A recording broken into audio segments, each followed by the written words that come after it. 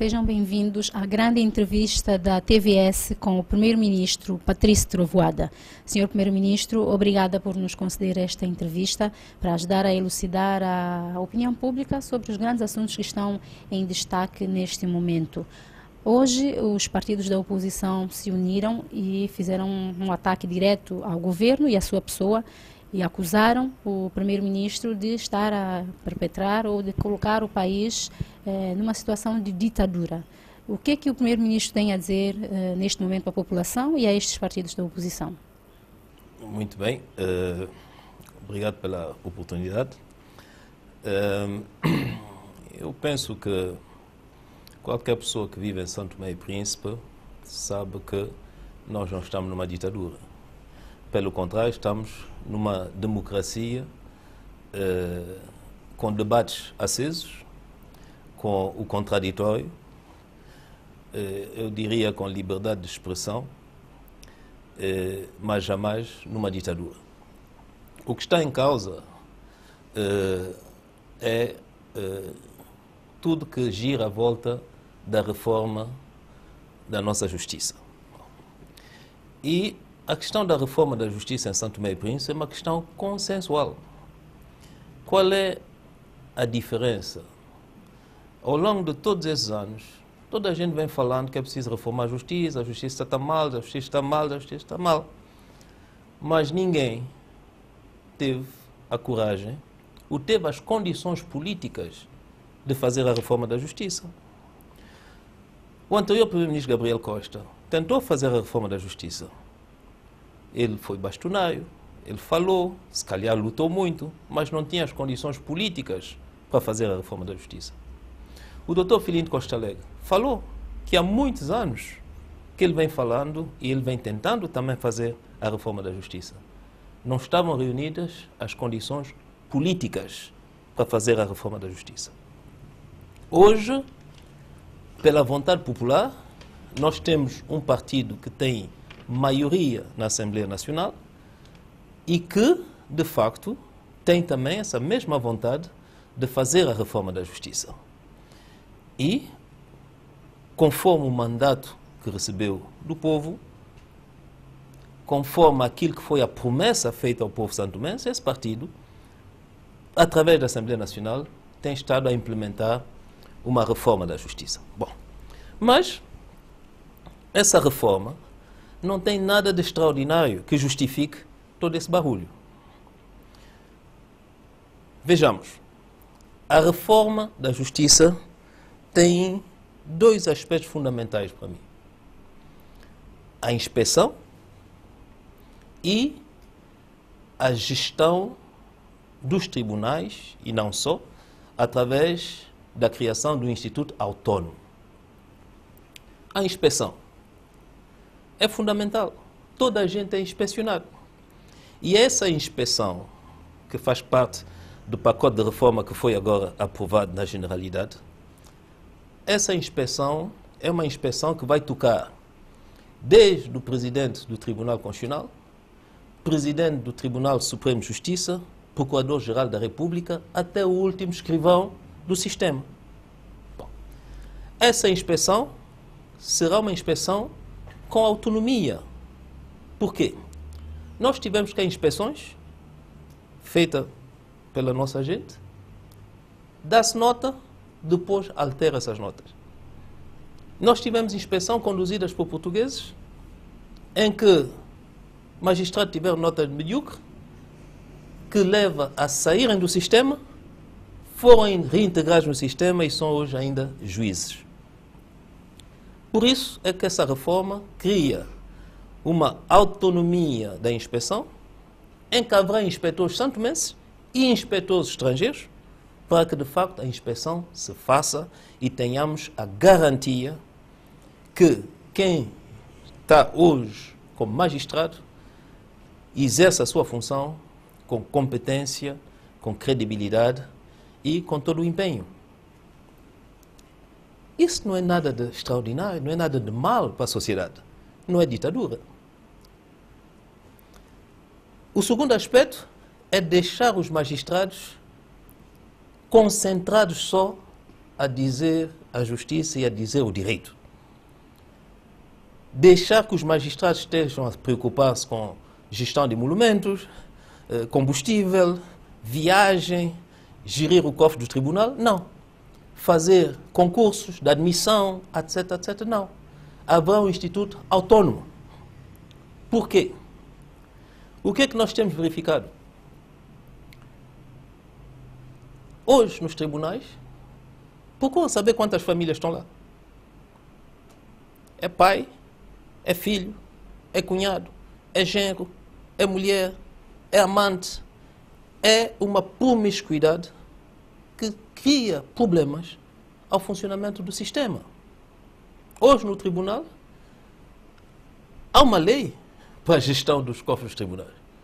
Mas o tribunal gera aquilo como quiser, violando a própria lei. Por conseguinte, nos tribunais, e é sabido, eu como primeiro-ministro fui informado por um juiz conselheiro, que há pessoas que chumbam, mas que são admitidos na mesma como juiz. O caso do juiz que não tinha diploma, eu soube através de um juiz conselheiro. Então, eu, conscientemente, eu sei disso tudo. Sou chefe do governo, sou chefe de um partido que pediu a confiança do povo e eu vou ficar de braços cruzados quando eu tenho uma maioria absoluta capaz, dessa vez, de modificar as coisas? Não. E, eu volto a dizer, é uma questão consensual. Dá barulho por quê? No nosso país, os políticos não têm a honestidade intelectual. Os políticos não são capazes, de vez em quando, de pôr de lado a competição política para dizer o que é que interessa melhor o país. Então, conscientes que eles são de que nós estamos a fazer a coisa certa que deve ser feita, eles têm que inventar situações, criar distúrbios, não é? Porque há interesses imediatos de curto prazo. Eu não tenho interesse imediato de curto prazo. Eu tenho realmente a consciência, como muita gente em Santo Tomé e Príncipe, que o sistema judiciário está mal e que não há nenhum país, não há nenhuma sociedade que consegue crescer, evoluir em paz, se não houver um sistema judiciário, um sistema de justiça a funcionar com toda a credibilidade. Diante de tanta resistência de todos os atores envolvidos no sistema da justiça, o governo entende que conseguirá, é possível avançar com este processo de reforma nos moldes e da forma que é necessário ser feito? Sabe, eu não creio que haja tanta resistência assim. Quando se trata de uma reforma, é normal que as pessoas dificilmente aceitam a mudança. Mas, eu volto a dizer, a reforma proposta pelo governo, se nós compararmos com a reforma proposta pela sociedade civil, pelo grupo de juristas e advogados que devia criar, ou que deve criar, o Conselho Nacional de Justiça, é uma reforma, eu diria, de baixa intensidade. Os pontos principais eu já os disse. Inspeção. E, digamos, separação daquilo que é a administração e as finanças do funcionamento das mãos dos magistrados. Bom, o resto da reforma é quê?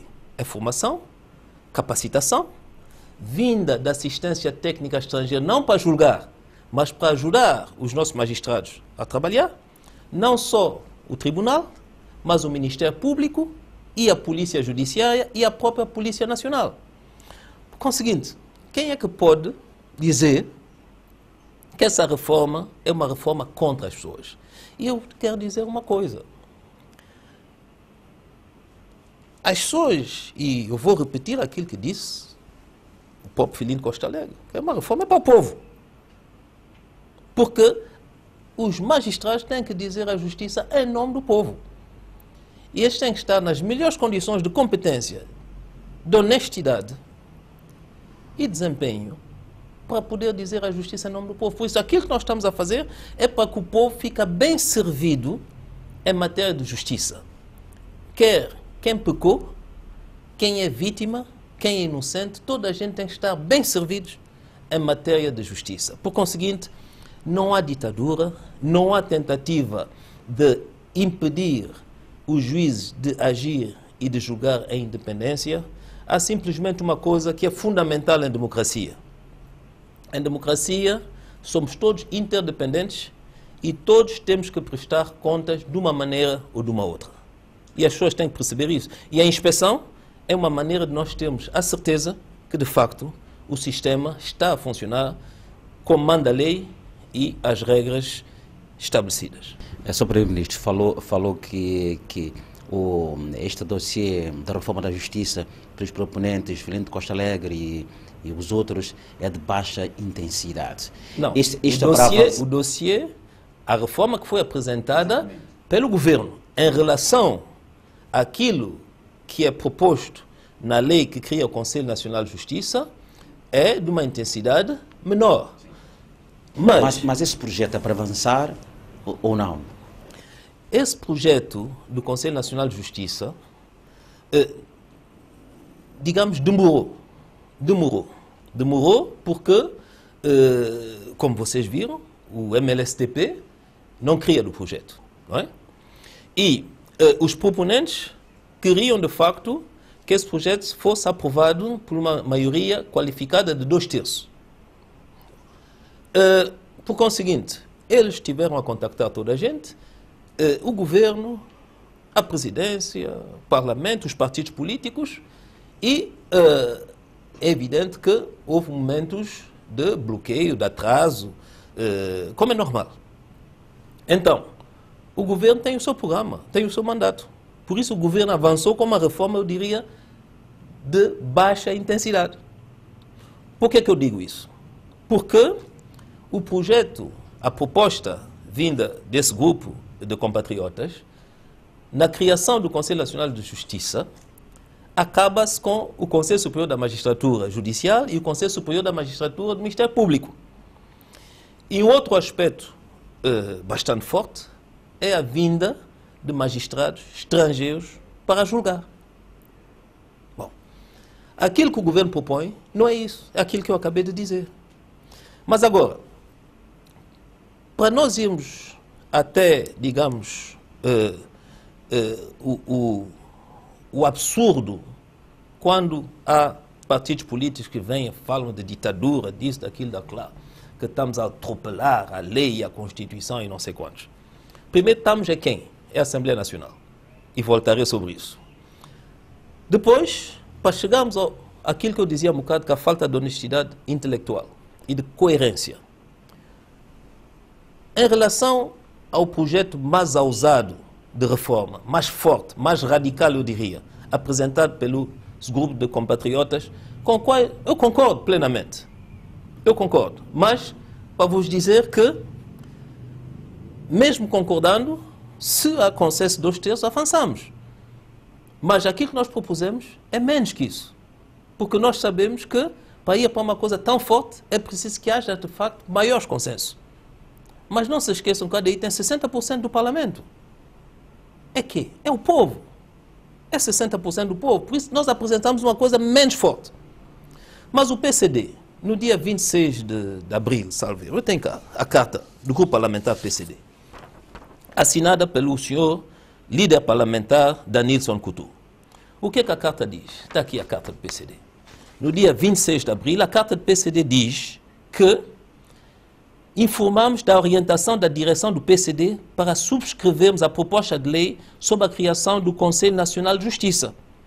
E os subscritores serão os senhores deputados Delfim Santiago das Neves e Jorge Dias Correia.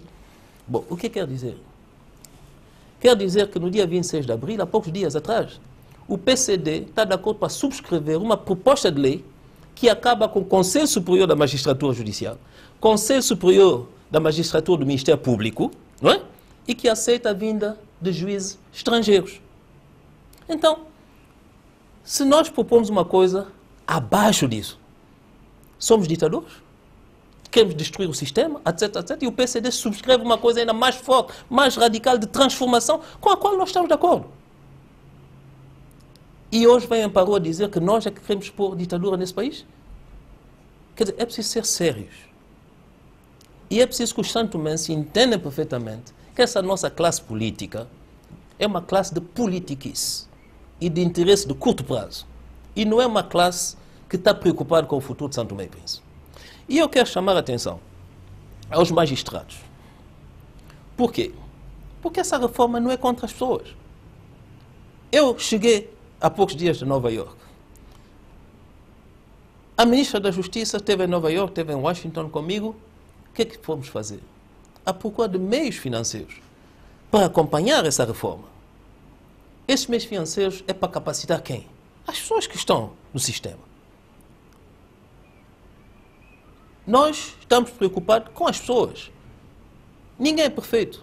Estamos preocupados em capacitar as pessoas. Mas nós não podemos, de facto, conviver com questões que não têm nada a ver com as competências das pessoas. Tem a ver muito mais com a moralidade das pessoas, com o comportamento, de facto, social, ético, profissional, que tem que ser banido. Agora, toda a gente está a falar, falaram dos partidos políticos, o sindicato da magistratura vem falar. Eu não sei se eles representam todos os magistrados. Eu espero que não. Porque eu não me revejo, se eu fosse magistrado, num sindicato que foi presidido por alguém que não tinha diploma, que hoje é foragido, que foi notado, teve a nota de medíocre, que se manteve dentro do sistema, não é? Por promiscuidade e não sei o que, não sei quantos, porque é parente desse e aquilo, aquilo.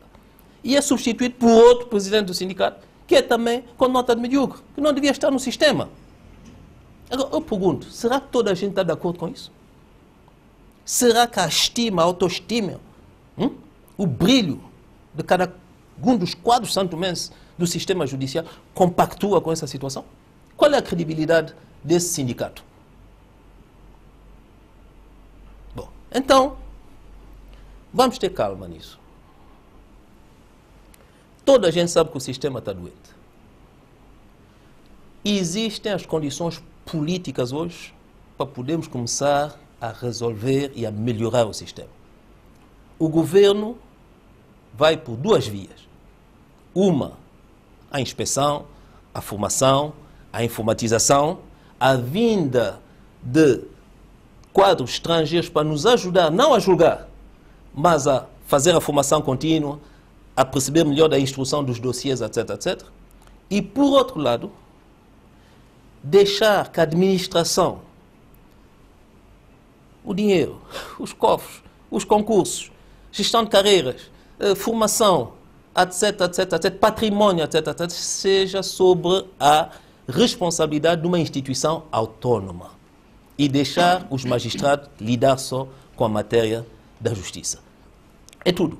Ora, isso não é ditadura nenhuma. Aliás, esse projeto de reforma foi apresentado aos nossos parceiros, ao sistema das Nações Unidas, a Portugal, ao Canadá, a várias organizações do sistema das Nações Unidas, a Timor. Por isso, eu não vejo muito bem como é que nós iríamos apresentar um sistema de reforma ditatorial, não é? Às maiores democracias desse mundo. Se eu falo dos Estados Unidos, eu falo de Portugal e da União Europeia e de mais algumas. Conseguinte, é preciso que os santomenses fiquem tranquilos. Isso trata-se de uma manipulação, trata-se de má-fé, trata-se de pessoas que, se calhar, criam um sistema de justiça ao serviço dos seus interesses particulares e estão preocupados se amanhã, de facto, nós temos um sistema de justiça ao serviço dos interesses gerais e da sociedade e, sobretudo, da justiça. Sr. Primeiro-Ministro, portanto, concretamente, né, e corrija-me se eu estiver errado, portanto, vimos que a reforma do sistema da justiça visa, entre outros objetivos, impor, portanto, uma certa justiça e ordem no funcionamento portanto, do Ministério Público. Portanto, e vimos também que no âmbito, portanto, dessa reforma, a questão do Conselho Superior de Magistratura, não é, pode ser, digamos, substituído por um Conselho Nacional, não sei, não foi isso. Desculpa interrompê-lo. O que está hoje na mesa mantém-se o Conselho Superior da Magistratura e mantém-se o Conselho Superior da Magistratura também do Ministério Público. Aquilo que eu disse é que a proposta, que na altura não avançou por falta de consenso, mas pelos vistos agora o PCD está pronto a avançar com ela, ela sim é que suprimia os dois conselhos. Por conseguinte... Mas isto tem a ver com o facto, imagina, de quase as mesmas pessoas, neste caso o Presidente, imagina, do Supremo Tribunal de Justiça, ser também membro do Conselho Superior de Magistratura? Sabe, os proponentes da outra reforma, o Dr. Filinto, a Dra. Celisa, o Dr. Adelino, já explicaram muito bem. E eu diria que os fundamentos estamos de acordo. Estamos de acordo, mas hoje aquilo que o governo propôs aquilo que era capaz de propor, na base da maioria que tinha, porque não havia 2/3 para nós avançarmos para o Conselho. Hoje, desde o dia 26 de abril, pelos vistos, o PCD diz que quer aprovar. Tudo bem, mas eu quero chamar a atenção das pessoas que têm um pouco receio das reformas. Elas deviam abraçar a reforma do atual governo, que é uma reforma que, no fundo, como eu digo, não vai tão longe. Porque se as pessoas têm medo de coisa nova, essa reforma do governo não vai tão longe. Mas ela permite, pelo menos nessa primeira fase, resolver a maioria do problema, que é uma inspeção independente. Note bem. O que é que nós temos aqui? E por que é que algumas pessoas estão assustadas? Porque nessa inspeção já não há maneira de mudar as notas. Já não há maneira que o medíocre fica no sistema. Já não há maneira de alguém jubilar sem que se possa avaliar se a pessoa foi, de facto, um bom profissional ou não. O que é jubilar? Quer dizer, até agora, as pessoas jubilam automaticamente. Criminosos jubilam. Não vou citar nomes, porque ele já não está cá. Mas criminosos jubilam. Pessoas medíocres jubilam. Pessoas corruptas jubilam. E jubilam quer dizer o quê? Vão com salário, vão com carro, vão com telemóvel, vão com água e luz, vão às vezes com combustível. E não é pago pelo dinheiro que eles andam a descontar. É pago diretamente pelo Orçamento Geral do Estado. Ora, o que é que essa reforma que foi votada agora diz? Para você jubilar, tem que, as duas últimas inspeções, você tem que ter bom com distinção. Mas é o mínimo que se peça às pessoas. Você é medíocre, jubila. Você é criminoso, jubila. Mas eu quero saber qual é o santo-mense que acha que isso é correto. Se a maioria dos santo-menses acharem que é correto, muito bem.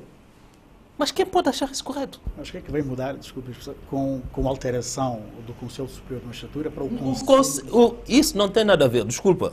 Isso eu estou a falar da reforma que o governo apresentou.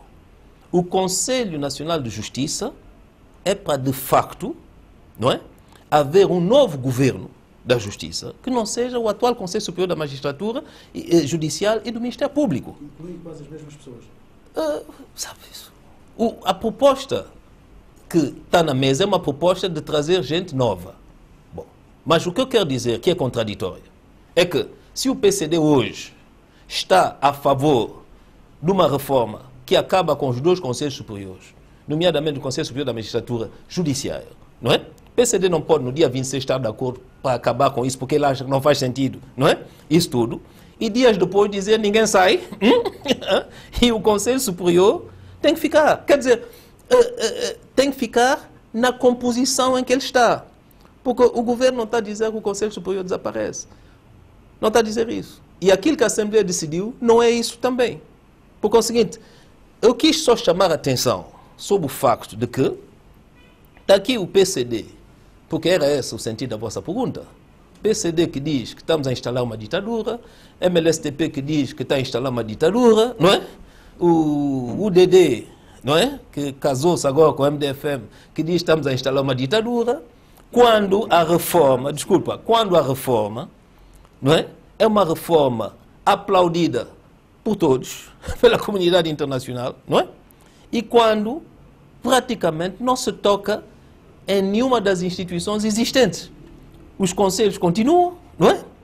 Tudo continua, a única coisa, fundamentalmente, é um pouco mais de disciplina através da inspeção e reforço da capacidade das pessoas que estão a trabalhar. Por conseguinte, o fundo da questão é o quê? São interesses pessoais, é tudo.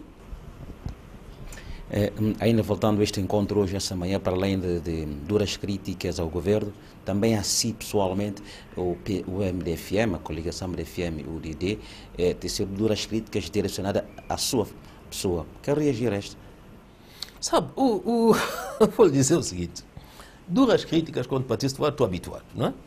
E eu não gosto de dizer MDFM UDD, sabe? Porque é mais o DD do que MDFM. Não sei esse casamento, qual foi a base disso tudo, mas, sabe, quero falar diretamente das críticas do Sr. Carlos Neves. Aquilo que ele disse é bastante grave. É bastante grave,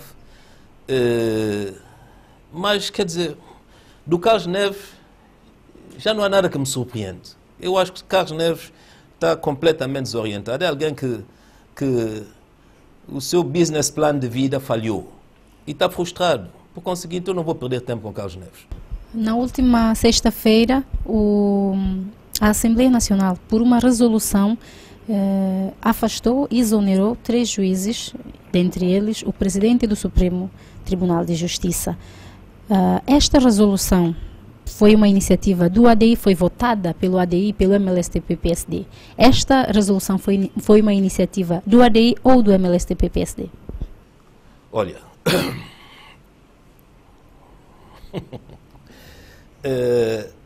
essa resolução, como vou dizer meu sentimento, eu acho que essa resolução foi um momento ímpar de consenso. Porque, de facto, para mim, quando eu ouvi que havia essa iniciativa, foi uma alegria. Finalmente, podemos estar de acordo em algumas coisas. Nós não precisamos estar todos os dias na guerra. Nós não precisamos. Quer dizer, tantas coisas temos para resolver no nosso país. Tantos desafios. E para mim é uma satisfação quando alguém do MLSTP, do PCD, do outro, ficamos de acordo em fazer as coisas. É evidente, um está no poder, outro está na oposição. Mas nós não precisamos todos os dias de estarmos em contradições.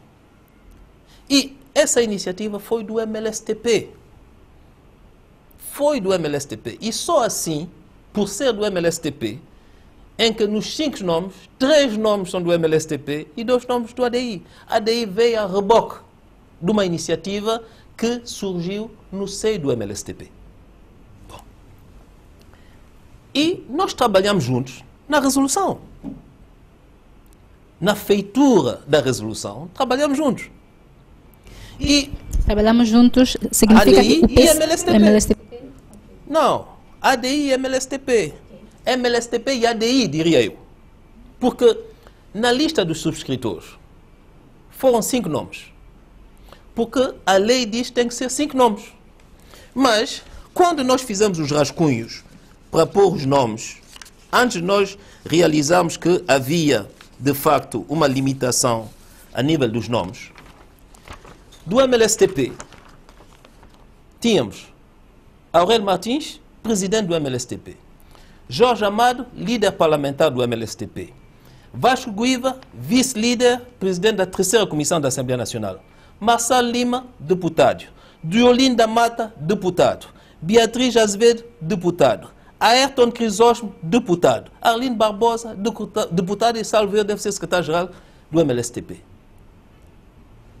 Depois, vinham os nomes do ADI.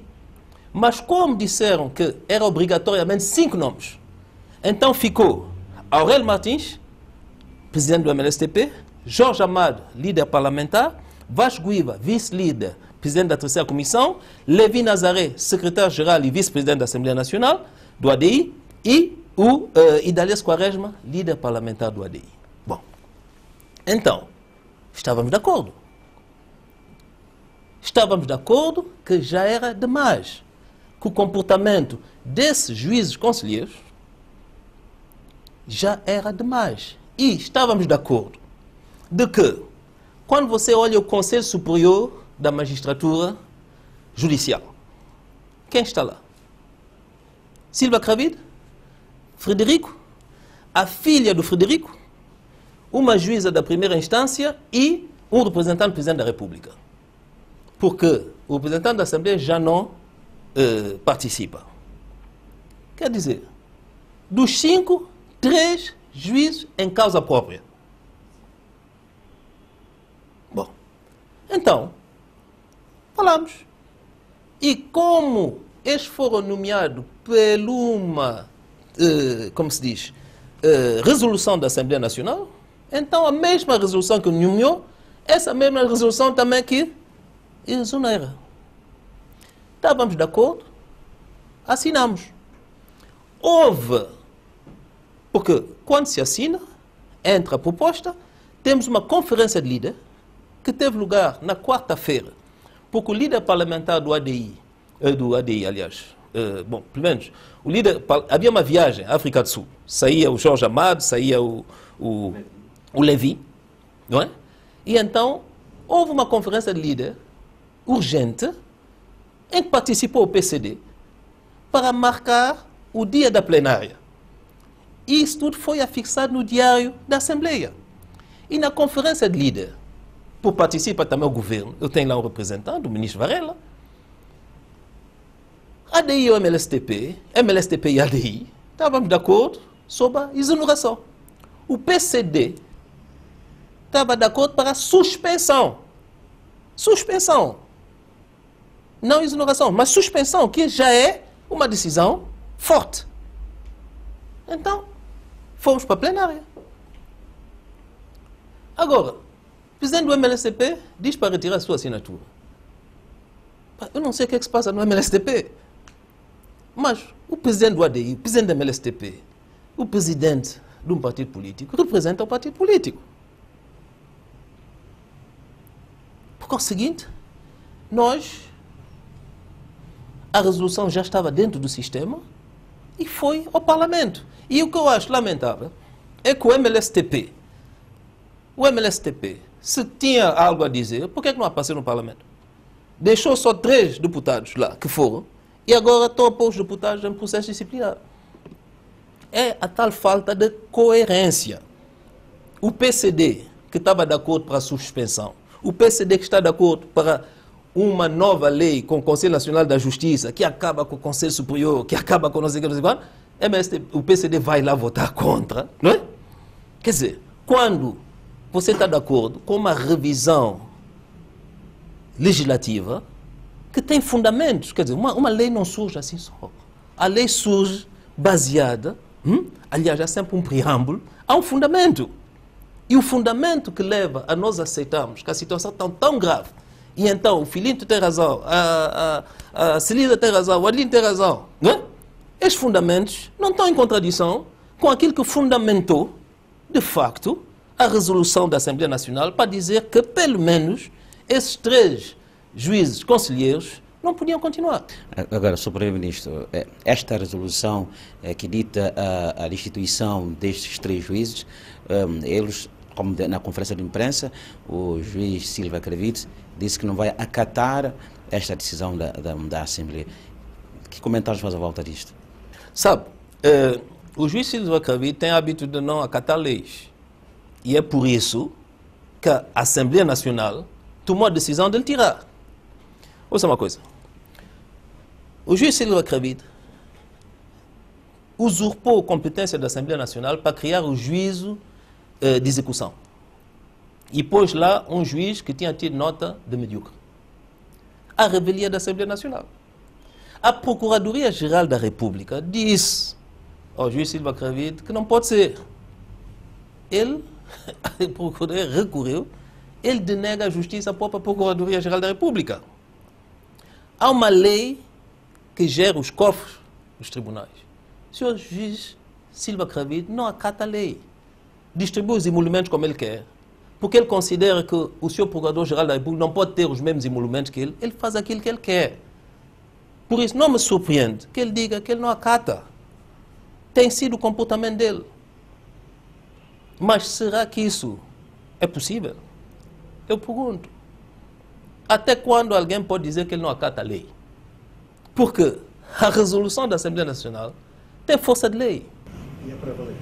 E é para valer. E eu quero dizer o seguinte, quando uma pessoa cai, é normal, fica um bocadinho perturbado. Eu já caí várias vezes, por isso eu estou uma pessoa serena e tranquila. Quando, em 2012, o meu governo cai, em frente dessa casa aqui, o Palácio do Governo, havia milhares de pessoas a dizer, Patrício, fica. Patrício sai, Pinto sai. Mas Patrício saiu. Por quê? Nós tínhamos 26 deputados. Não era a maioria absoluta. Arrumaram a coisa como arrumaram lá no Parlamento, mas a realidade política é que eles eram 28. Ilegal, não ilegal, respeitaram, não respeitaram, eram 28. E eles eram, tanto como eu, com 26 deputados, maior partido do país, eles coligados também representavam o povo. Eram 28, ficaram no poder, eu voltei.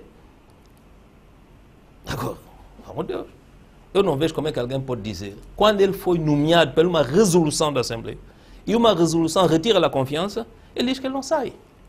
E nós estamos a falar de órgãos políticos. A Assembleia Nacional são órgãos políticos. O Presidente da República é órgão político. O governo é emanação da Assembleia, é órgão político, eleitos. Ele é nomeado por nós, pela Assembleia Nacional. E ele não acata uma decisão da Assembleia Nacional. Veremos. Eu penso que é preciso ter um bocadinho de bom senso. É preciso, numa situação como essa, ter um bocadinho de bom senso. E é preciso as pessoas não se solidarizarem com... É preciso as pessoas não se solidarizarem com situações que não fazem sentido. Há uma greve no tribunal, eu não sei se toda a gente está na greve. Volto a dizer, porque esse sindicato, para mim, tem alguns problemas. Mas eles sabem que os magistrados não têm direito a fazer greve. Sabem disso. Não é só em Santo Tomé e Príncipe, porque vão dizer que é ditadura, mas é em Portugal. Os magistrados têm direito a fazer greve. Então é preciso ter calma. O tribunal não começou com Silva Cravide, não vai acabar com Silva Cravide. Supremo Tribunal de Justiça, há muita gente para subir para o Supremo. Há pelo menos 2 que eu conheço que já têm as condições para subir para o Supremo. Por isso não há drama nisso. Não há. E, eu volto a dizer, que não está a tocar no Conselho. O Conselho é uma instituição, continuará a fazer a gestão, mas é preciso melhorar as coisas. Por conseguinte, não vamos... Eu acho que os magistrados não devem entrar na política. Não devem entrar na política. Aqui, houve uma decisão política e jurídica da Assembleia Nacional, que está fundamentada. As violações que foram comprovadas estão aí. E eu ouvi dizer que vão às Nações Unidas, vão não sei o quê, mas qual é a credibilidade do Silva Cravide para ir agora à comunidade internacional, quando vieram cá inspetores portugueses, trabalharam muito bem, identificaram pessoas com fraquezas, deram notas boas, menos bom, suficiente, medíocre, e ele foi repor todos os medíocres dentro do sistema. Qual é a credibilidade que ele tem agora de ir falar com essa gente? E é normal que as pessoas que tiveram notas medíocres, é normal que eles vão defender o Silva. Eles devem tudo ao Silva. Mas quando você está num sistema desse, em que eu sou medíocre, eu devo tudo a uma pessoa, como é que se chama esse tipo de sistema? É muito grave. Sr. Primeiro-Ministro, portanto, antes de nós entrarmos, se calhar, no centro de toda essa polémica que tem a ver com a decisão de devolver, digamos assim, a fábrica Rosema ao Melo Xavier, o Sr. Ministro não acha que essa decisão do Supremo Tribunal de Justiça não será, portanto, fruto da polémica de queixa-crime apresentada pelo Sr. Presidente Silva Cravide relativamente à tão falada questão dos envelopes envolvendo alguns deputados, juízes e outras figuras públicas e políticas do país? Sabe, eu discordo consigo. Porque nós não estamos aqui a fazer a reforma da justiça por causa da Rosema. Bom, é preciso ser claro nisso. A Rosema é um dos N casos que aparecem.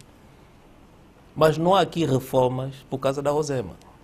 A história da Rosema é um barulho entre gente da MLSTP. Interesses particulares. O problema não está aí. A Rosema é mais um caso que se pode trazer à lista dos casos que tipificam o desfuncionamento do nosso sistema de justiça. Há N casos. Casos em que o Estado perde a favor de particulares milhares de dobras. Quer dizer, há N casos. E toda a gente os conhece. Quase toda a gente pode citar aqui um caso polêmico da nossa justiça que não seja Rosema. Não. O caso da Rosema é mais um caso. Talvez porque em termos houve um concentrado, digamos, de situações e talvez que esse caso, o copo já estava muito cheio e talvez o caso veio ainda despejar. Mas eu creio que não. O caso da Rosema é mais um caso. É mais um caso. E é um caso que falou que começa com no ano passado, com uma tentativa de corrupção, mas de uma história mal contada. Uma história mal contada. E, sabe, isso faz-me pensar, quando às vezes entramos em casa e algo está a cheirar mal. Nós não sabemos se é peixe podre, se é um rato, mas está a cheirar mal. E convém, de facto, que se clarifique as coisas. E no caso da Rosema, e tudo que foi contado, e como foi contado, e mal contado, o que a Procuradoria-Geral da República disse? Senhor Silva Cravide, senhor Frederico, afastem-se desse caso, porque a tentativa de corrupção surge exatamente com o objetivo de reabertura do caso da Rosema para entregar o caso a Rosema ao Melo Xavier. Bom, e quando se vê um caso a sentença, salvo erro, foi em 2009, que o período de recurso extraordinário já foi ultrapassado. E uma pessoa pergunta, com simples bom senso, mas se eles têm tanta razão, por que têm que pagar envelopes ao Presidente do Supremo Tribunal de Justiça e eu, Frederico, juiz conselheiro Frederico, para abrir um caso que pode ser reaberto? E nós assistimos a muitas polêmicas aqui, a muitas conversas. Tivemos gravações, várias gravações. O próprio juiz Silva Cravide gravou, ele próprio diz que gravou o doutor Justino. Ele diz que ele recebeu no seu gabinete o Delfim Neves e o Osvaldo Vaz. Recorda? Esses nomes surgem da boca do Silva Cravide, que ele acusa. O mesmo Delfim Neves, que agora já não quer que se tire a Silva Cravide. Então, se Silva Cravide difamou, a reação natural é dizer, pá, não quer Silva Cravide.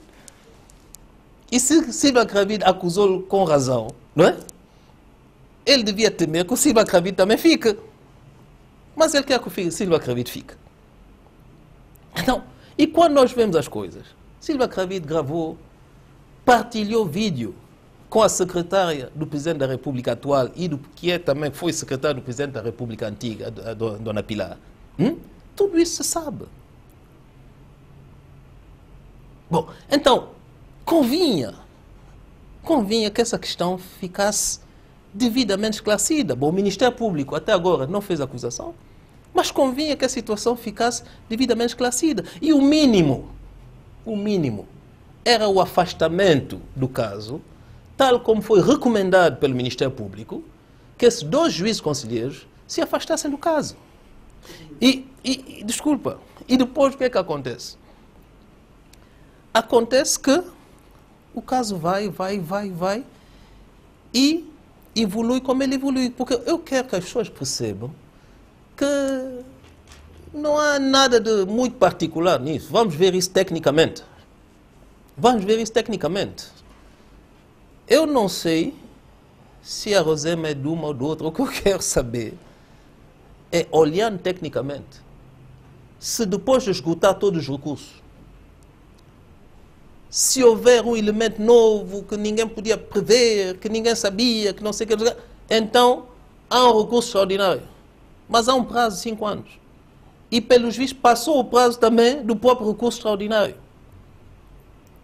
O angolano que ganhou, porque são 2 angolanos, o angolano que ganha contra o Melo Xavier vende a fábrica aos irmãos Monteiros, que registram, que pagam a CISA, etc, etc, etc, etc.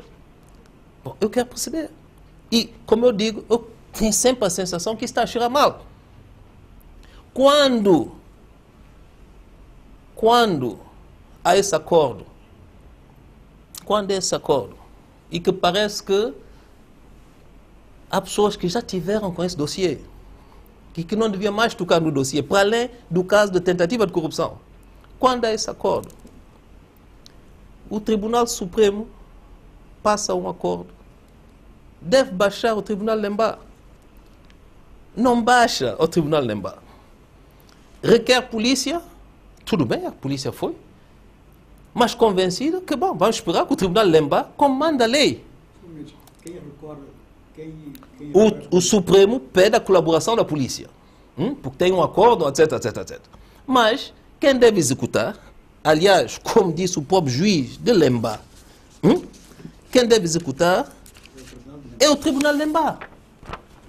E o Tribunal Lemba não é tido nem achado. E as pessoas vão invadir a fábrica. Então, se você está tão seguro do teu direito, por que você não espera o tempo para transitar em julgado? Por que você vai dar gasosa e cerveja e não sei o quê, e bulaway e tal, para que crianças e mulheres invadem, e vocês vão lá, pessoas que foram dirigentes desse país, invadem a propriedade, se estão tão seguros do direito? E o Tribunal Lemba diz, a eventual execução da decisão ser efetuada pelos serviços, devendo a eventual execução da decisão ser efetuada pelos serviços do Tribunal Regional Lemba e não pelos oficiais de justiça do Supremo Tribunal de Justiça, o que consubstancia outra ilegalidade, pois viola as regras da competência territorial consagradas no artigo 73 e 94 do Código de Processo Civil. Quer dizer, não é o governo que está a dizer isso. É um outro juiz que está a dizer, meus amigos do Supremo, vocês violaram, porque a competência é minha na região de Lemba. Quer dizer, por isso é preciso que os santomenses percebam o que é que está por detrás dessa situação toda. Desculpa, o que eu quero dizer é que eu não admito que você venha dizer que o governo está a manipular, que o governo está a defender A ou está a defender B. Então, se as coisas são legais, se as coisas são claras, por que devem circular envelopes de 50 mil euros para abrir um caso? Se as coisas são legais e são claras, por que se vai devolver o envelope ao coitado do presidente Fradique, que não tinha nada a ver com isso? Se as coisas são claras, alguém que vem me corromper, eu chamo para o meu gabinete ainda para falar com os dois, para esclarecer, e nada acontece. Se as coisas são claras, o Justino é apresentado a um juiz de instrução criminal que é parente do queixoso e é mandado para casa com a liberdade de falar com todas as pessoas envolvidas no processo. Quer dizer, se as coisas são claras, quando o PGR, Procurador-Geral da República, diz, meus senhores, aqui vocês já não mexem nisso até se esclarecer, vocês continuam a mexer. Se as coisas são claras, vocês fazem um acordo na qual o Leite, juiz conselheiro Leite, diz que ele está impossibilitado. Por quê?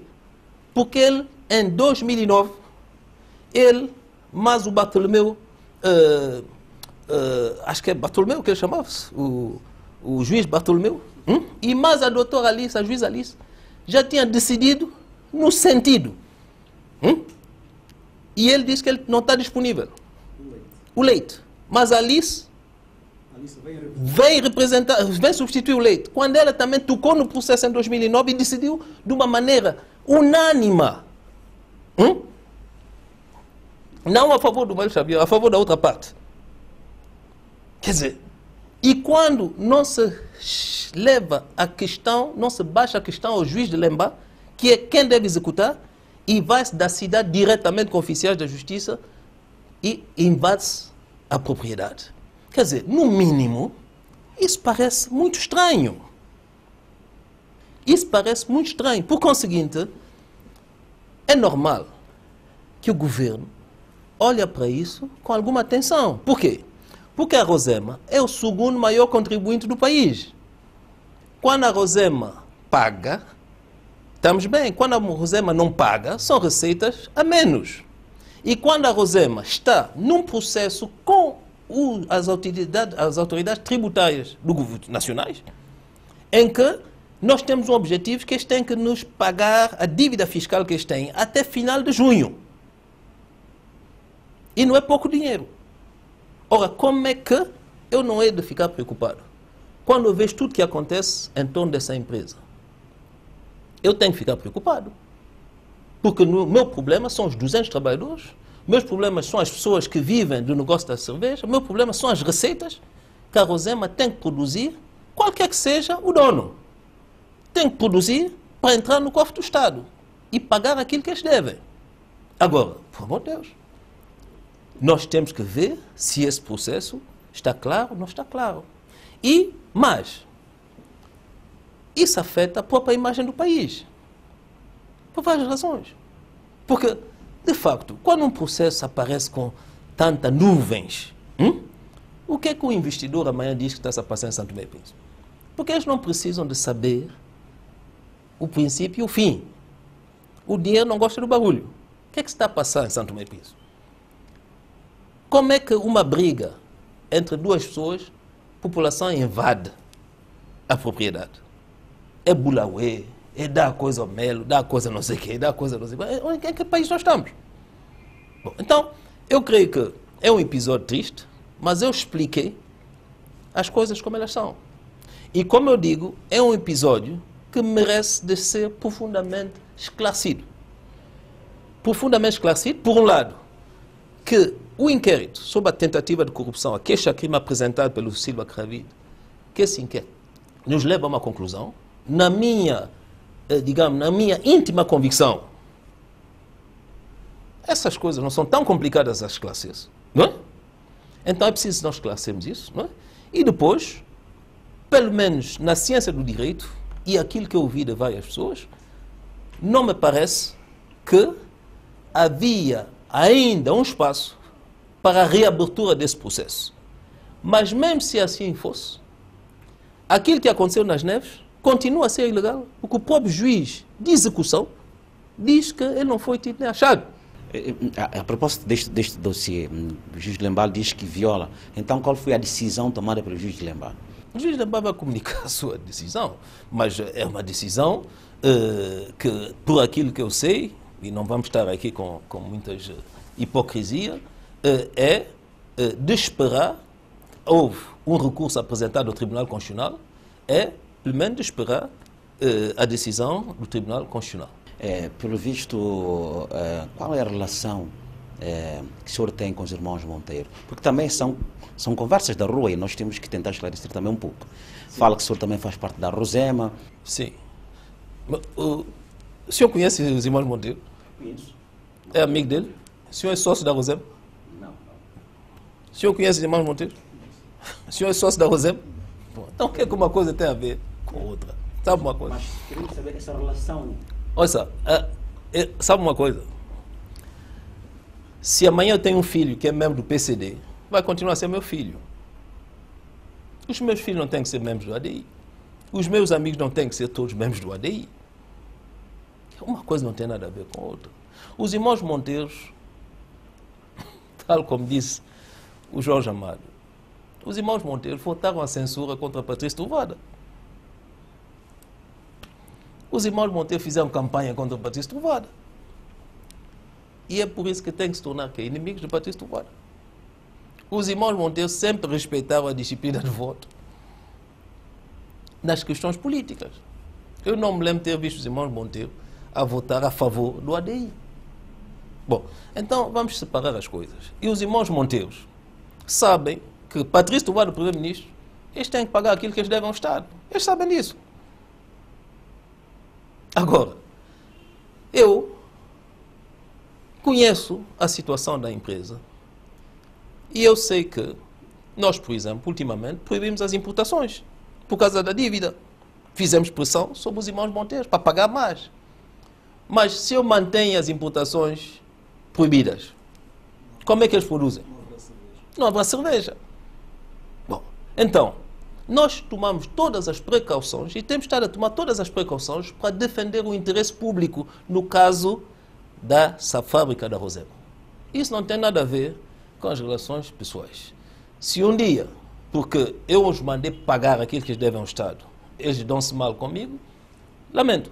Mas as coisas são bem claras e separadas. Bom, por conseguinte, eu acho que o MLSTP está a confundir as coisas.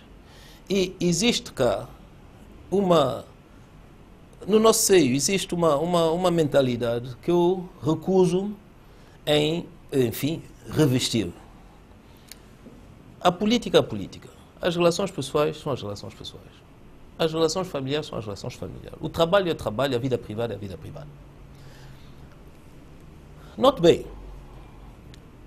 e eu disse isso no início, a questão da Rosema, como eu entendo, tudo que estamos a viver, são grupos de interesses. E os grupos de interesses são grupos de interesses MLSTP e acólitos.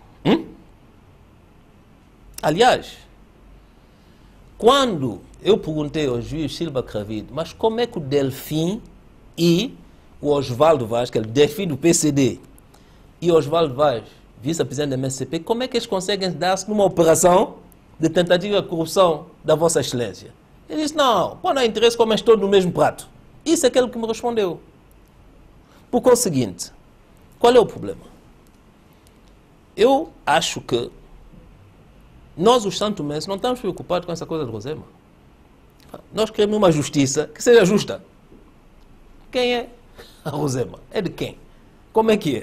Como é que é? E o governo executa. Desculpa. O que me interessa é que a Rosema, como qualquer outro contribuinte, paga as suas obrigações para com o Estado. É tudo. A vida privada é a vida privada. O MLSTP, aquilo que nós estamos a assistir, é de facto aquilo que eu acabei de dizer. Jogos de interesse. Como é que o MLSTP pode subscrever algo e 2 dias depois o contrário? Agora há um MLSTP no Red Chão, em Riboc, e um MLSTP no primeiro andar. E os 2 MLSTP estão a falar. E nós sabemos disso. Outro dia, por que eu falo? Chamaram a polícia para ir tentar resolver os problemas deles que eles tinham lá na sede do MLSTP. Por isso eu sei daquilo que eu estou a falar. Quer dizer, e nós não podemos, nós os santomenses, estamos a sofrer de problemas particulares que têm a ver com partidos políticos que estão como eles estão. Eu digo, eu não sei qual é o MLSTP. Não sei se é o MLSTP de Red Chão ou o MLSTP do primeiro andar. Se é o MLSTP do Aurélio ou é o MLSTP dos outros lá embaixo. Eu não sei. Mas é muito triste. E é preciso que os santomenses percebam que o MLSTP está a passar uma fase complicada, mas que não pode perturbar todo o país. Não pode. O MLSTP que resolve. O MLSTP que resolve os seus problemas. Porque a democracia precisa de partidos fortes, partidos organizados, partidos com ideias, partidos com alternativas. Não é? E a democracia não vive só da agitação e propaganda, não é? Para todos os dias pôr o país numa situação como se estivesse numa guerra civil. Aliás, eu quero, para fechar o capítulo da Rosema, não é? As mesmas pessoas, desculpa, as mesmas pessoas que invadiram a Rosema, sexta-feira queriam entregar a Rosema de novo à polícia. E sábado foram ao comando da polícia pedir desculpa pelo seu comportamento. E hoje andavam a distribuir de novo gasosa para ver se faziam manifestação na cidade. Mas onde é que nós estamos? E é preciso, de facto, que haja serenidade na maioria dos santomenses. Nós temos vários problemas a resolver no nosso país. Nós temos desafios. Nós devemos trabalhar. Nós devemos estar concentrados. Nós devemos dialogar. Nós devemos abraçar todos aqueles que podem dar o seu contributo e nós devemos ser credíveis, quer internamente, quer externamente, para conseguirmos sair da situação em que nós estamos. Por isso, não nos deixamos distrair com essas coisas. O problema fundamental, e eu volto a insistir sobre isso, é que a sociedade santomense, a economia santomense, a coesão social em Santo Tomé e Príncipe precisa de uma justiça que funcione. E é o que nós estamos a fazer calmamente, na serenidade, respeitando as leis e não excluindo ninguém. Só aqueles que querem se auto-excluir. Isso sim. Por quê? Porque eu volto a falar da senhora juíza conselheira Alice. Ela diz que só assinou porque o leite estava impedido. É que ela nunca foi corrupta e não sei que, não sei quantos. Ela o diz e ela o escreve ao presidente da Assembleia Nacional. Está aqui. Manuscrito. Eu vou receber a senhora Alice amanhã às 9h30. Talvez ela vai ficar aborrecida porque eu disse que eu vou lá receber. Mas vamos ser claros. Essa manhã, ela num vídeo andou-me a tratar de todos os nomes. Que eu sou ditador, sou não sei quantos. Mas depois pediu para ter uma audiência comigo. Eu dei audiência amanhã às 9h30. Nós queremos que esse país avance. Isso é que nós queremos. Porque a senhora Alice tivesse decretado impedida como leite, isso tudo também não teria acontecido. Então por que ela aceitou? Quando ela sabe que ela foi parte do processo, que ela decidiu unanimamente com leite e com o senhor Bartolomeu Amado Vaz em 2009. No sentido contrário daquilo que ela vem dizer agora. E imagina nós os santomenses, nós os cidadãos, que estamos controlados pela essa justiça independente, inamovível e irresponsável. Então, o senhor, 10 anos depois, vem lhe dizer, não, essa casa já não é sua. Tira-se. Alguém que diz que a casa é sua, 10 anos depois, para afinal já não é sua. Isso é assim, sem regras. Bom, então, é preciso serenidade. Há pessoas que de certeza andaram a falhar. Há pessoas que de certeza deixaram-se ultrapassar os limites. E, em democracia, os limites têm de facto limite. E o limite é o mandato, o limite é o controlo, o limite é a prestação de contas, o limite é um outro órgão que, de uma maneira ou de uma outra, está sempre a controlar, uns controlam os outros. E é isso que as pessoas têm que perceber. Sr. Primeiro-Ministro, há rumores que Melo Xavier foi expulso de São Tomé e Príncipe. Confirma esta informação. E também, associando, já que estamos a falar de Melo Xavier, que sendo ele uma pessoa influente em Angola, isto pode até beliscar um pouco as relações entre São Tomé e Príncipe e Angola. Oh, meu caro amigo, o Melo Xavier é influente em Angola como? Estou a dizer informações. Tá bem, mas então, só achou não reproduzir boatos. Mas ele foi expulso ou não foi expulso? Não foi expulso. O Melo Xavier, nós somos um país pacífico. As pessoas dizem ditadura, mas enfim, um estrangeiro chega cá, fala mal dos dirigentes, fala mal do povo, fala mal dos partidos políticos e não lhe acontece nada. Por isso nós somos um país pacífico. Melo Xavier tivesse feito isso num outro país, teria corrido de outra maneira. Por isso, Melo Xavier não foi expulso. Melo Xavier veio cá, fez aquilo tudo que ele fez, que vocês assistiram. Falou como ele falou e como ele tem falado já há muito tempo de Santo Tomé e Príncipe e os seus dirigentes. Talvez ele foi mal habituado também. Eu até dou-lhe um pouco de razão, sabe? Quando os dirigentes são pedintes, não se respeitam a si próprios, é o que acontece. Mas Melo Xavier, que ele não vai voltar a fazer isso uma segunda vez. E eu acho que isso ele percebeu. Então, nem sei, disseram que ele está em Angola, tudo bem. Nós, é preciso perceber uma coisa. Nesse domínio, e no caso da Rosema, foi um conflito entre dois angolanos. Não foi conflito entre São Tomé e Angola. Foi entre dois angolanos, primeiramente. Segundo, as relações entre os Estados, as relações entre os povos, não podem estar penduradas a um senhor Melo Xavier. É preciso também, nós estamos tranquilos nisso. Quer dizer, não sei qual é esse nosso receio. Talvez porque passamos muitos anos a estender a mão e ficamos fragilizados. As relações que existem com Angola são relações de amizade e de respeito mútuo. E são relações de Estado. Depois há as relações partidárias. Mas há as relações de Estado que são excelentes. Por conseguinte, o caso de Melo Xavier, aliás, se vocês leem o Jornal de Angola, está muito bem escrito e muito equilibrado. E eu quero felicitar o profissionalismo da imprensa angolana. Por isso, são rumores. Não há absolutamente nada com a Angola, tudo vai muito bem. Eu ouvi dizer que querem expulsar os santomenses da Angola e tal, por amor de Deus. Quer dizer, santomenses expulsos de país estrangeiro a todos os dias. E se acontecer uma coisa qualquer em Angola, devido às leis angolanas, é normal. Nós também, daqui a mais algum tempo, alguns estrangeiros em situação irregular, pode-se dar o caso que tenhamos que expulsar. Isso não repõe em causa as relações com os outros países. Aliás, essas ações são conduzidas em sintonia entre os serviços de imigração e fronteira dos dois países. Por conseguinte, vamos deixar de especulações. As relações com Angola são boas. O Sr. Melo Xavier teve o comportamento que teve, porque se calhar habituou-se e pensou que Santo Tomé e Príncipe é Santo Tomé de ontem. Santo Tomé já não é o Santo Tomé de ontem, não é? E eu acho que ele foi aconselhado a mudar de comportamento e vamos ver se ele muda de comportamento. Mais que isso, nada. Senhor Primeiro-Ministro, enquanto acontecia toda essa confusão, digamos assim, recentes relativamente à cervejeira Rosema, que já encerramos o assunto, o senhor estava nos Estados Unidos, como já disse, com a Ministra da Justiça, em busca de mobilização de fundos para a reforma da Justiça. Porém, enquanto isso, um relatório foi publicado, supostamente por uma instituição também americana, em que diz que em São Tomé e Príncipe há violação dos direitos humanos, há questões graves com relação à corrupção. Que leitura faz deste relatório? Olha, vocês, calhar, notaram que o governo fala muito dos relatórios. E nós não vamos fazer a política da avestruz. Há relatórios bons, há relatórios menos bons. Mas é preciso, nós não estamos a olhar para os títulos de manchete, não é? Quer dizer, o título de manchete é muito bom, chama a atenção, mas é preciso ler o que está dentro do relatório. O que é que o relatório diz?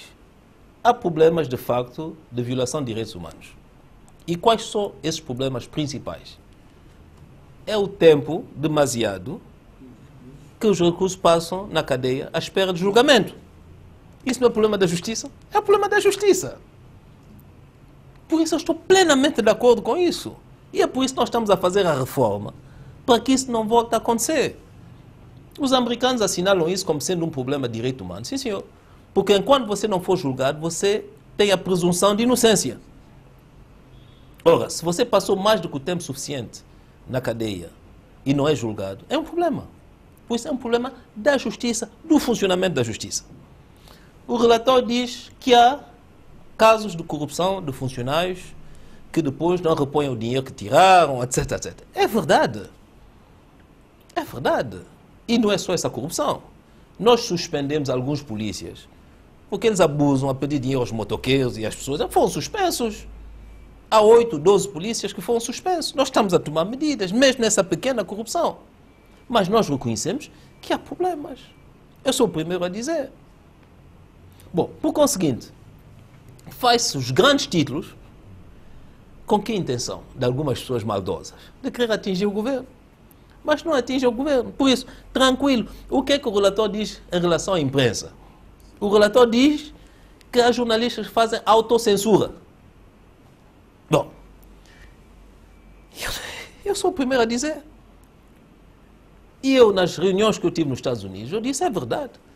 E sabe o que é que me disseram na sede das Nações Unidas? Sr. Primeiro-Ministro, isso é um problema de profissionalismo. Não me disseram que é um problema de liberdade de imprensa.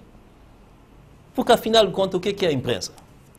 Quando você tem pessoas que andam a falar e retransmitem na net, no Facebook, a insultar, a dizer que é preciso dar fogo à residência do Primeiro-Ministro, é preciso matar o Primeiro-Ministro, é preciso não sei o que, vocês veem, e tudo isso. Ainda hoje. Quando há pessoas com perfil falso, nós sabemos quem são. Até um jornalista tem perfil falso, um dia desse vou mandar chamar. Porque identificamos um dos vossos colegas que tem perfil falso. Isso é profissionalismo. Quer dizer, então, o problema que nós temos aqui não é um problema de liberdade. Não é. O problema é profissionalismo. Porque Telenor, quem que um dia impediu Telenor de funcionar? Quem? Há países em que Telenor já teria encerrado. Algumas televisões estrangeiras que nós temos cá, que não pagam taxa, que estão em canal livre. Quem um dia disse que ia intervir? Nos outros países, eles têm aqui para DSTV, não sei o quê, para as pessoas verem. Nós aqui é canal livre. Alguma vez houve uma censura daquilo que eles dizem, ou não dizem? Quer dizer, por conseguinte, esse tema discutido nos Estados Unidos foi visto como sendo a necessidade com a qual nós concordamos de capacitar ainda mais a imprensa, de formar, porque vocês sabem disso. Quantas pessoas vocês têm profissionais realmente formados? Por isso, quando nós estamos a falar de liberdade de imprensa, é preciso saber daquilo que estamos a falar. Bom, hoje, como é que até os políticos comunicam? Muitos deles é Facebook, é Twitter. O que é que hoje nós assistimos na sociedade santomense? Quase toda a gente recebe a informação através da net. Por isso, nós muitas vezes estamos a reboque daquilo tudo que é dito na net. E de muitas vezes mentiras. Quantas vezes nós temos que fazer sessão de explicação até a instituições do Estado, porque as pessoas acreditam aquilo que viram no Facebook e porque está na internet, etc, etc. Por conseguinte, existe uma liberdade total das pessoas se exprimirem e de dizer aquilo que elas querem sem retaliação. Aliás, eu já não me lembro quando é que alguém foi condenado aqui por difamação. Uma ou duas pessoas, talvez. Mas quantas vezes não se difama as pessoas? Quantas notícias falsas nós não temos cá no país? Qual é o problema? O problema, eu acho, é que os jornalistas, de facto, têm que ser capacitados, formados, para fazer um trabalho melhor de informação e de investigação. O segundo problema que nós temos é a difusão, o suporte de difusão. Por quê? O suporte de difusão na internet faz com que as pessoas passam. O Silvio Cravido não falou uma data hoje na net. A Alice não falou. Toda essa gente não falou. Falou. Mas, e depois o que é que vão dizer? Não, a TVS não passou, censurou, etc, etc, etc. Bom, então, se nós queremos passar a contabilizar quantos minutos as pessoas estão no ar, calcula-se. Porque estar no ar hoje não é estar só na TVS. Quantos minutos uns e outros estão no ar? Calculam e associam o que está associado ao nome de Patrício Trovoada na net. E vai-se ver. Vai-se ver na net quanto volume de nomes feios e de coisas pouco abonatórias estão associados a Patrício Trovoada. E houve censura? Não houve censura. Mas qual é a realidade, finalmente, política? É quando vamos para as urnas. Isso aqui é a realidade. Por isso eu não me preocupo com essa questão. Agora, é preciso sermos também profissionais. Você não pode aceitar que o DD faz uma comissão política e tem que vir ao telejornal, dar o comunicado da comissão política na íntegra, como o ADI, quando o DD tem um deputado e a ADI tem 33 deputados. Então nós não estaríamos em democracia. Quer dizer, é preciso também que as pessoas que estão hoje na oposição começam a viver um bocadinho melhor essa questão da oposição. Porque todos vocês aqui recordam, quando a ADI esteve na oposição, qual foi o tratamento que a ADI teve? E eu, honestamente, eu acho que o tratamento da oposição feita por ADI no poder é muito melhor do que o inverso. E quando se diz, e é preciso dizer, eu às vezes fico um bocadinho embaraçado. Mas hoje vocês estão aqui três. São capazes de dizer, são os amigos do primeiro-ministro.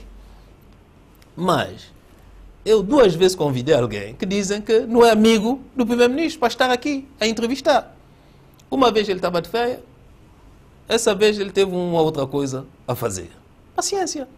Mas vocês têm consciência, o diretor da televisão tem consciência, o senhor tem diretor da rádio, tem consciência, que eu, preocupado com essa ideia que diz, só os jornalistas amigos do primeiro-ministro, eu disse, não, manda-me tal pessoa que não são supostamente amigos, porque não sei porque eles não podem ser também amigos do primeiro-ministro, para me entrevistar.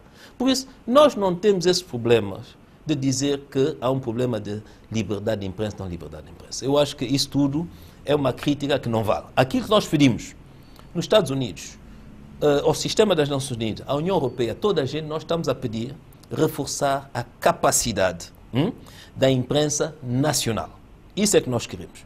E depois, eu acho que a lei permite, a liberdade de imprensa permite que haja órgãos de comunicação social privados.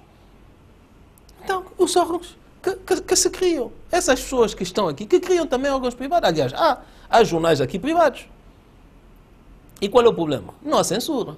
Conseguindo, eu acho que, para voltar a esse relatório dos Estados Unidos, eu vou dizer ainda mais sobre essa questão. Os Estados Unidos emitem relatórios, mas cada país tem os seus problemas. Nós, como somos pequenos e somos humildes e temos uma perfeita noção das relações de forças, nós não emitimos relatórios sobre os Estados Unidos, mas poderíamos. Então, os Estados Unidos não têm pena de morte.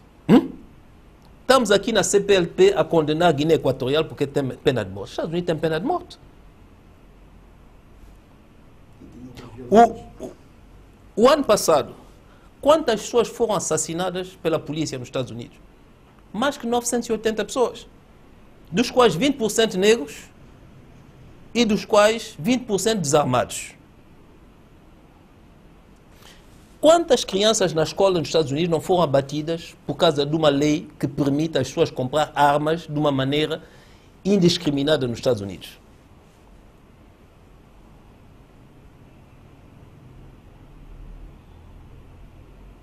Quando foi-se fazer a guerra contra o Saddam Hussein, que havia armas de destruição massivas, onde é que estavam as armas? Então, todos os países têm os seus problemas. Nós temos os nossos e agradecemos àqueles que nos ajudam a resolver os nossos problemas. Mas aqui não há nenhum país que dá lição a outro.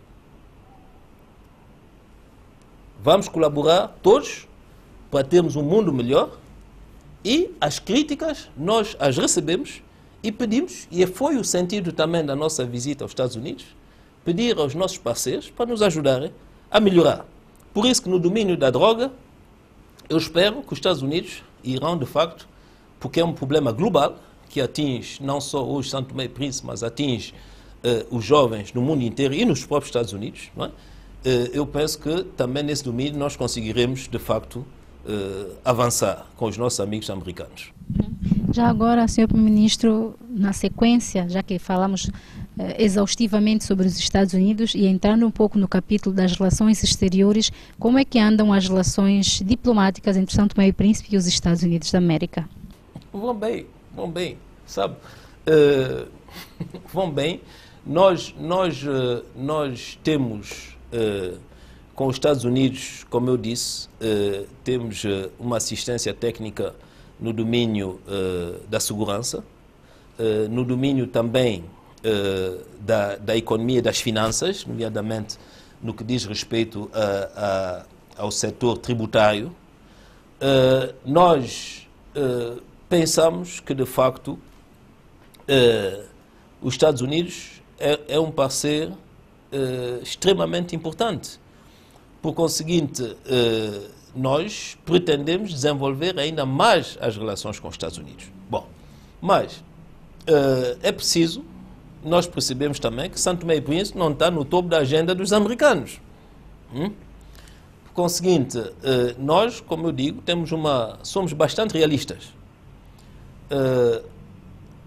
A primeira potência do mundo, temos que cooperar e temos que dar bem com ela. São os Estados Unidos. A segunda potência do mundo, que é a República Popular de China, nós temos que nos dar bem e trabalhar com eles. É o que nós temos estado a fazer, né? União Europeia como um bloco, não é? também que representa provavelmente o terceiro grande grupo, nós temos que nos dar bem com eles. E com todos esses parceiros, as coisas vão da melhor maneira. Agora, não podemos estar de acordo sobre tudo, porque cada um tem os seus interesses. Mas a verdade é que São Tomé e Príncipe tem sabido, digamos assim, desenvolver as relações com esses países numa base de respeito mútuo, da busca dos nossos interesses particulares, não é? Na base de uma grande sinceridade, não é? Que muitas vezes, ou algumas vezes, pode ser mal interpretada, não é? Porque, às vezes, quando o pequeno fala, as pessoas acham que o pequeno talvez é um bocadinho arrogante, mas o pequeno é digno. Sr. Primeiro-Ministro, no campo ainda, portanto, das relações com os parceiros, com os nossos principais parceiros de cooperação, nós sabemos que na última visita do presidente português a São Tomé e Príncipe, ele falou que São Tomé e Príncipe e Portugal têm tudo para aprofundar ainda mais as relações entre os dois povos e países, tanto é que estava agendada para este mês de maio a vinda do primeiro-ministro português a São Tomé e Príncipe. Como é que estão neste momento os preparativos e as relações entre os dois países? Bem, eu quero dizer-vos que nós ficamos muito satisfeitos com a visita do presidente Marcelo, do professor Marcelo, a São Tomé e Príncipe. Eu penso que é um grande político, é um homem de uma grande visão, uma grande cultura, de um grande savoir-faire político e diplomático. Por conseguinte, temos a oportunidade de partilhar alguns dias com ele cá, em São Tomé e Príncipe. Eu acho que foi de um grande benefício também para nós santomenses. Bom,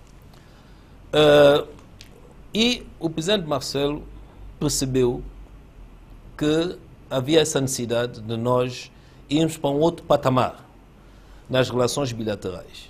E ele percebeu qual era o interesse de São Tomé e Príncipe em estreitar as relações com Portugal e qual é o interesse de Portugal também em estreitar as relações com São Tomé e Príncipe.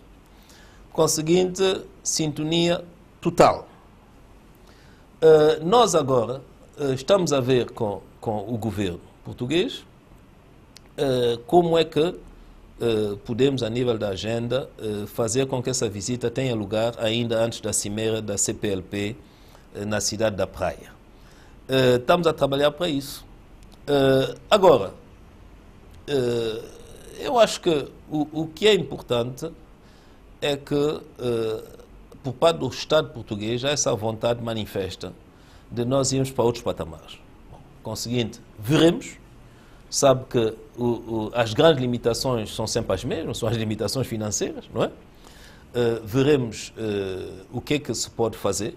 Há uma meta que foi, digamos, pré-estabelecida, porque é preciso termos metas, não é? E nós vamos preparar as coisas de modo que se possa alcançar essa meta que para nós seria um sinal de facto de termos atingido um novo patamar.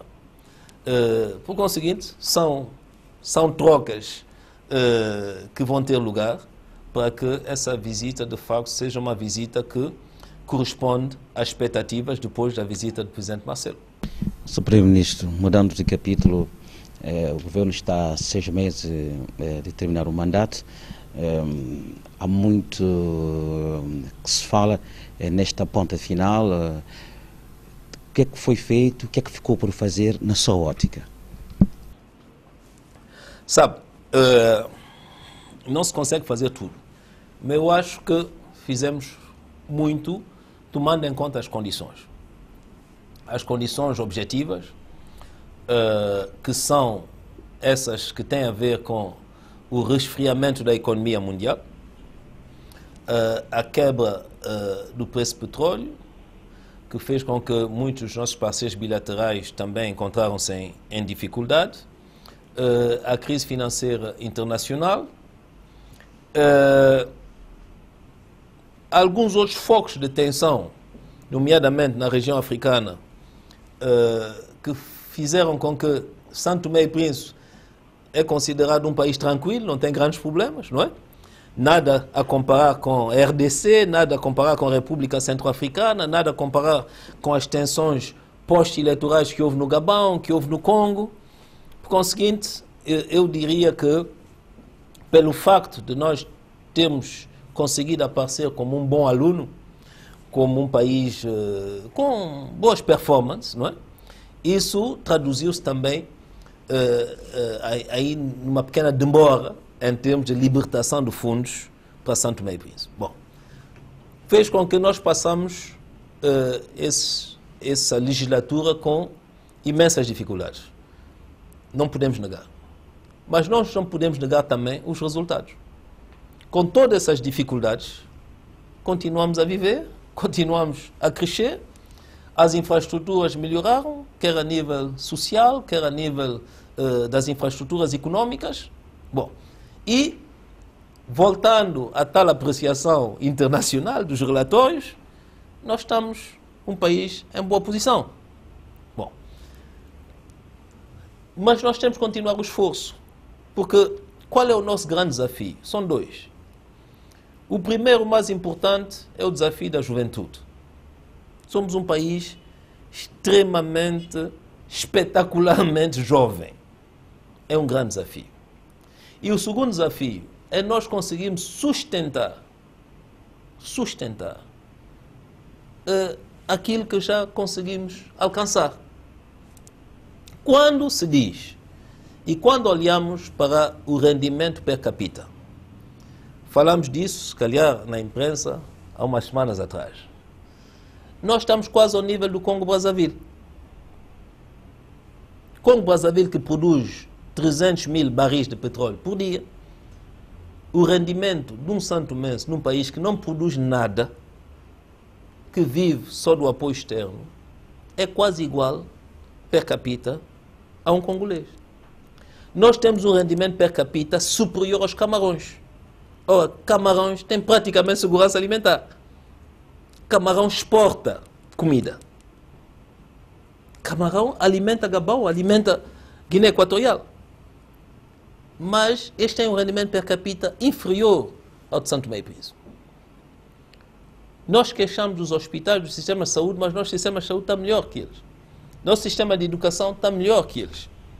Nossas infraestruturas estão melhores. O acesso à eletricidade da rede nacional está muito melhor que qualquer um desses países. Mas agora, sem produção de riqueza, a viver só dos impostos e da ajuda internacional, se nós não criamos mais riqueza, como é que nós sustentamos o problema? Como é que nós sustentamos a educação, a saúde, a defesa, a polícia, os tribunais, os salários que toda a gente quer e quer cada vez mais? Isso é que é, de facto, o desafio. Mas é preciso perceber que não se constrói Roma num dia. Nós já fizemos uma parte. Resta fazer a segunda parte. E aquilo que é preciso perceber é que não é que tem que ser de uma maneira indispensável que o Patrício Trovoada faça a segunda parte. Mas é preciso saber quem. Com que ideias, com que plano, com que capacidade. Por isso é que eu acho que nós estamos em condições de continuar e de acabar o trabalho. As infraestruturas, há atrasos, sim senhor. Há atrasos no aeroporto, há atrasos e complicações no porto, mas não é uma coisa insolúvel. A energia, até o fim deste ano, quase toda a gente vai ter ligação à EMAI. O desafio vai ser produção, de novo. E produção de uma maneira, digamos, renovável, mais limpa, mais sustentável, mais barata. A água, mais 2, 3 anos, está resolvido. A escola, eu repito, é sobretudo a qualidade do ensino. Depois, temos é que ter uma espécie de plano Marshall para a juventude. Porque as bolsas de estudos já não conseguem absorver. O ensino profissional, tal como este está no país, não consegue. Mas em julho nós iremos anunciar um programa. As pessoas vão dizer que é eleição, mas eu digo, até o último dia do meu mandato eu vou continuar a trabalhar. Então, em julho, anunciaremos mais uma iniciativa mais séria, mais consistente, mais sustentável para a juventude. Para ver se de facto consegue-se,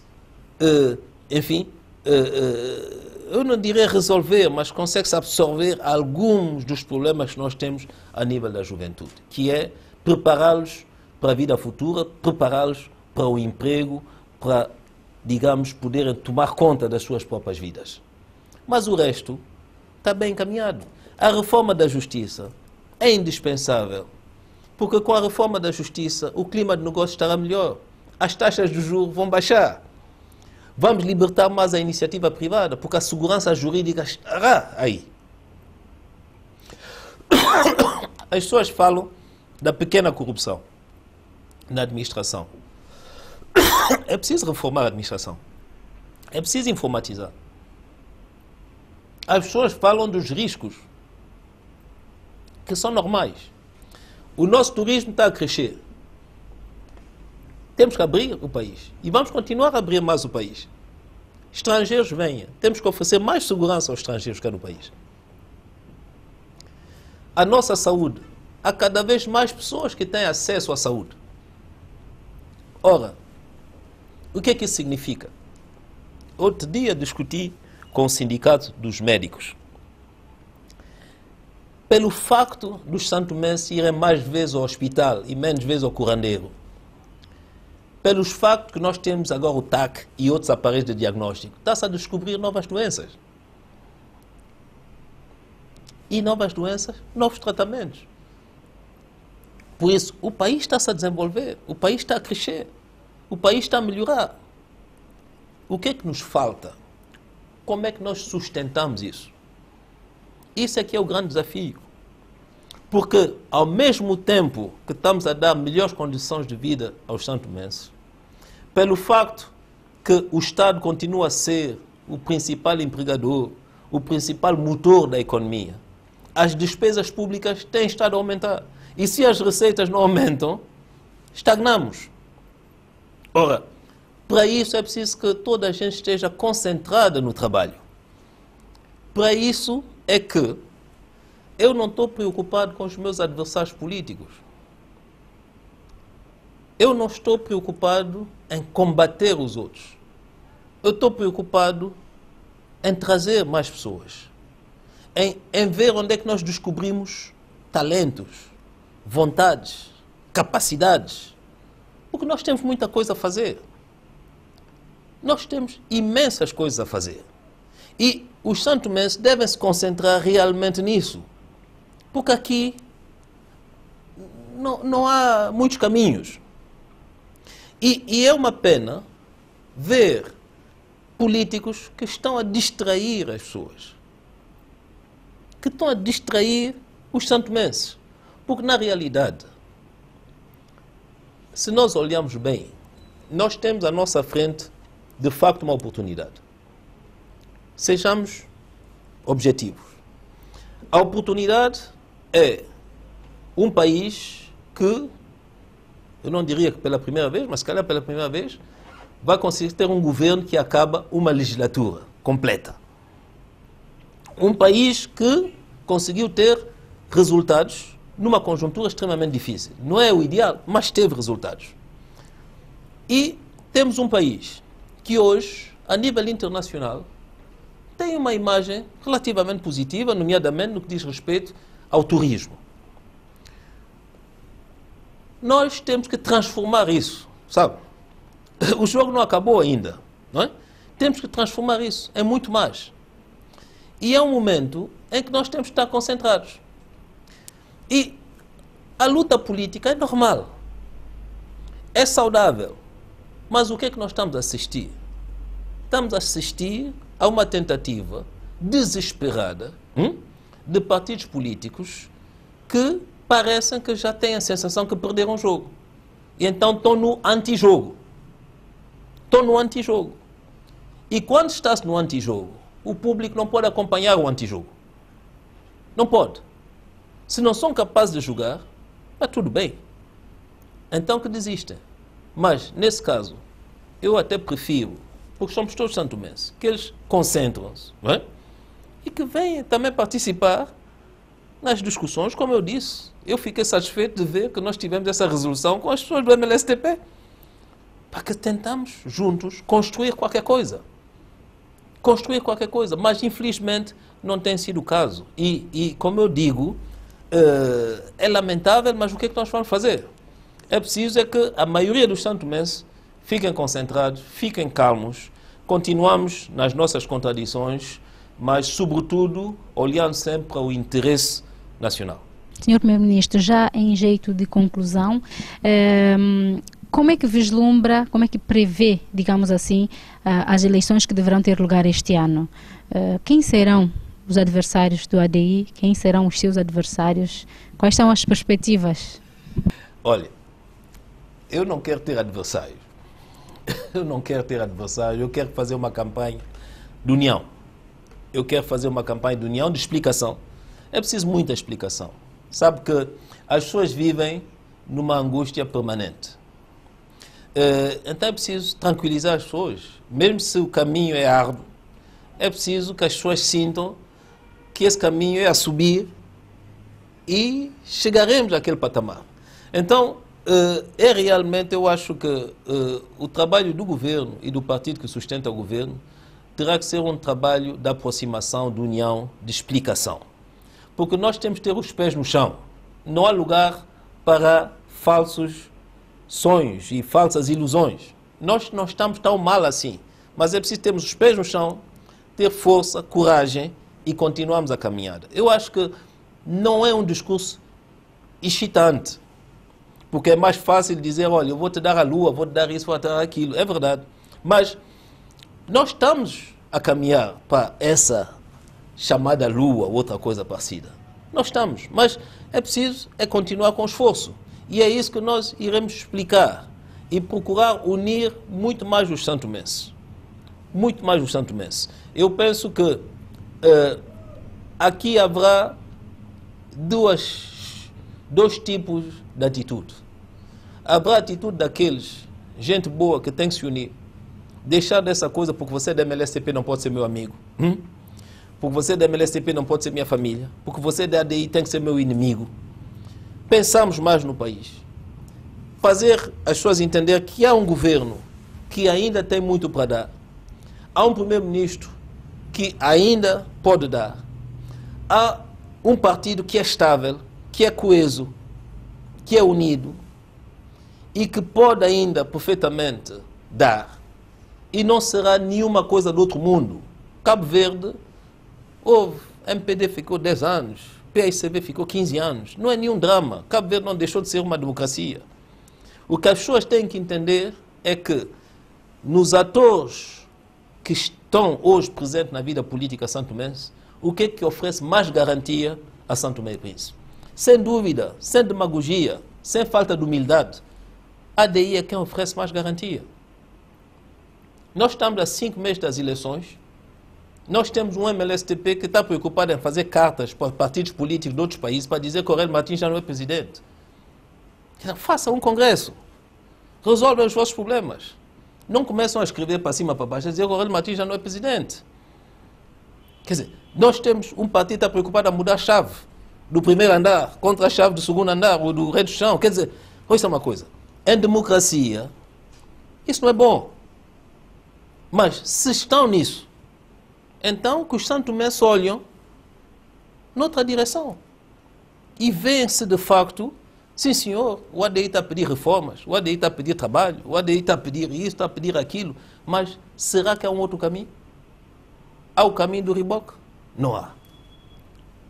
Então, eu creio que o que nós precisamos é que toda a gente faça jogo limpo.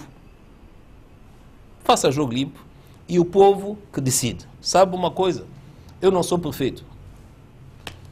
O povo põe, o povo tira. no final do tempo, o povo terá oportunidade. Se o povo disser, olha, Patrício Trovoada, vai para casa, eu vou para casa, tranquilo. Eu não tenho problemas nenhum. Eu não tenho problema nenhum. Se o povo disser MLSTP, honestamente vou ficar muito preocupado. Mas vou para casa. Agora, até o último dia, eu tenho que explicar ao povo aquilo que eu estou a fazer, aquilo que eu acho que é correto, aquilo que são as perspectivas, com a experiência que eu tenho, eu acho que são perspectivas realistas. Eu tenho que fazer tudo para convencer o povo. E uma campanha de explicação para as pessoas perceberem realmente. A coisa pode ser difícil, pode ser dura, mas estamos no bom caminho e temos que persistir nesse caminho. Senhor Primeiro-Ministro, muito obrigada por estes esclarecimentos e, quanto a si, obrigada por ter estado em nossa companhia e chegamos ao fim desta grande entrevista da TVS.